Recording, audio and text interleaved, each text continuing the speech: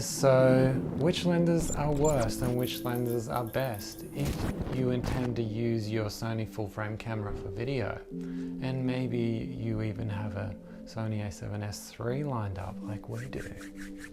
Next week, I hear. Let's talk about it. So firstly, I know other people have made this video before, but the world of camera lenses and camera bodies moves fairly fast in the Sony ecosystem, and what was advised a few years ago, maybe even a year ago, needs to be updated, and that's what this video is about. So first things first, let's just talk about the worst lenses for Sony full frame video. And another thing is, I want to point out that I don't hate these lenses, I think they're bad. I like third-party manufacturers like Samyang, but if you're reliant on this and you've booked a once-in-a-lifetime vacation, or you're doing a paid gig, or you just really want your gear to be reliable, I would not use things like a Samyang lens to rely on it, lean on its autofocus abilities. And that's what this video is really all about. It's about autofocus ability, and it's about reliability. Are you okay with things being a bit of a ticking time bomb because you just want that nth degree of lightness, like we incline to be that way? But I'm trying to put forth an argument that it might not be worth the weight saving costs or the lower price. So therefore, brands like Samyang, as you can see here, just scrolling through a few of the lesser impressive video lenses for Sony that I would recommend you steer away from. And maybe you're seeing this and you have some of these lenses and there have been no problems for you. Well, that's great to hear, but there are quality control issues on these lenses, and the fact are that the autofocus motors and the software hardware interfacing is just not going to work as good. Now that's out of the way, what lenses do I recommend? Firstly, if I can only have one lens, that would be this, the 17-28 Tamron f2.8. This is just a really good size and weight. It's probably one of the better autofocusing lenses, even though it's not a native Sony lens. But did you know Sony owns a lot of the shares of Tamron? What is it, 20 or 30% of Tamron? So I think they're sharing some of the insider technology. There's a lot of tests out there, and it's almost indistinguishable between this and the 16-35 G Master lens from Sony. We've done a review on this lens also, so check that out if you're interested in this lens. The one caveat I would say is the internal zoom on this.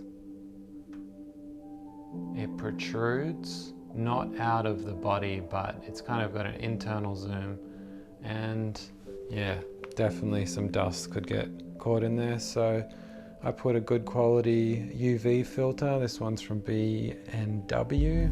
Yeah, highly recommend. If you want a wide angle lens and don't need something too ridiculously wide, like a 12 or 14 mil. 18, 17, that's about as wide as I like to go for my wide angles. And 28 is actually a very underrated focal length. It's kind of the widest you can go without things being too distorted where it looks unnatural. Like 24 can kind of look unnatural, but 28, yeah, it looks great. And you can use your clear image zooms or your Super 35 modes if you have one of those bodies, and that'll give you even more reach. Next lens, 35mm f1.8 Sony. This lens came out last year in 2019. This is a great focal length. Like the 28mm, it's still pretty wide where features aren't going to be too distorted, but it's also got some nice background blur. Brandon Lee did a whole video on this lens, so check that out if you're interested.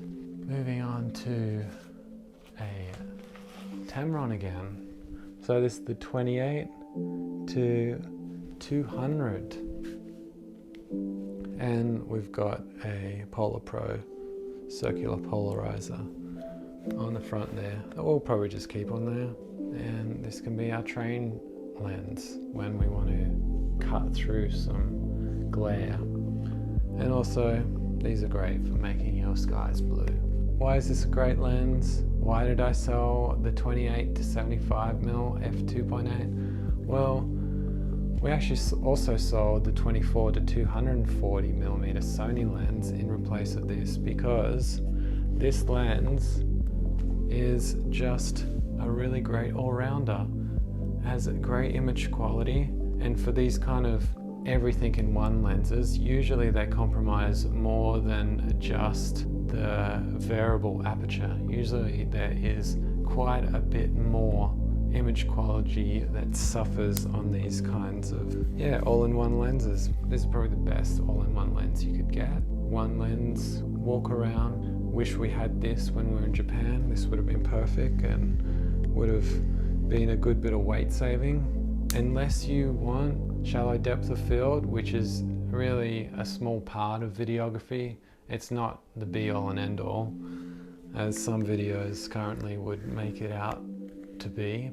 We like the compression you get from the 200mm, and also having the variable aperture. It doesn't make that much of a difference like it does on other bodies and camera systems. If you have some kind of auto exposure, like auto ISO, we have it on shutter speed priority, you won't notice that fluctuation in aperture because the exposure compensation is just so good on the Sony systems. And really nice and light. Love this lens. Really keen to use it on the Sony a7S III. Moving on. This little bad boy, the 18mm f2.8 Samyang. We did a review on this lens also. Great little lens. Only weighs 145 grams. Now, does this go against what I was saying before, using third-party lenses on a Sony body? Well, the reason why we used it because it almost weighed exactly the same as the 45, and we're using the Crane N2 gimbal, which doesn't have a lot of weight tolerance, and we're lucky to get the a7S III flying on it as is. But this, because it's a wide angle, that autofocus ability matters a little less, even though, as you'll see in our test videos if you watch them, there is some problems. And also, funny thing is that you're going to get some noise from the autofocus. So if you're using a shotgun mic, which a lot of people do when they do run and gun videography, you're going to hear it. And we even had some comments on our Japan videos when we're going down some of the more silent streets, was that a cat purring in the background. Where are we going, babe? Hurry it down. Some lunchtime Korean eats. I need some kimchi. And Tamron makes a 20mm that's kind of comparable to this. They're around the same price, and that has some clicky clacky noises that you don't want. We're going to be using these lav mics, so that'll take the audio issue out of the way. But being a wide angle, autofocus matters a little less, and it's only $300, so whatever, if it breaks, not the end of the world. We're not going to put ourselves in a situation where we're going to be reliant on something like this though, not again. That's the Samyang. Lastly, video lens that we've bought is this Sony 85mm f1.8. Now, this is kind of a bit of a photography type, portraiture type lens. Why is this great for video? Well, it's because sometimes you want a bit of compression and you want a bit of background blur. Not always, but sometimes you do. And this has the best autofocus out of any of the Sony 85mm lenses. maybe the baddest, might be a bit better by some tests, but that's a bit heavier than this and twice the price. And also, if you wanted to make that slight jump to 1.4 aperture from the 1.8 like this, you should expect to pay twice the price or twice the weight, or both. That's it for this video. Let us know in the comment section what luck or bad luck you've had with Sony lenses, and basically anything that I haven't pointed out and it's a Sony lens, I think you're pretty right to go with it. There's a lot to choose from. Choose whatever you like from there. That's my advice, and I hope you found it helpful. Hope to see you in the next one.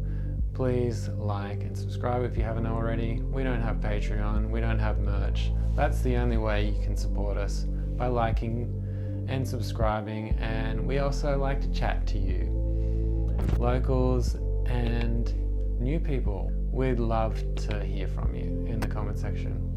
Bye guys, see you in the next one.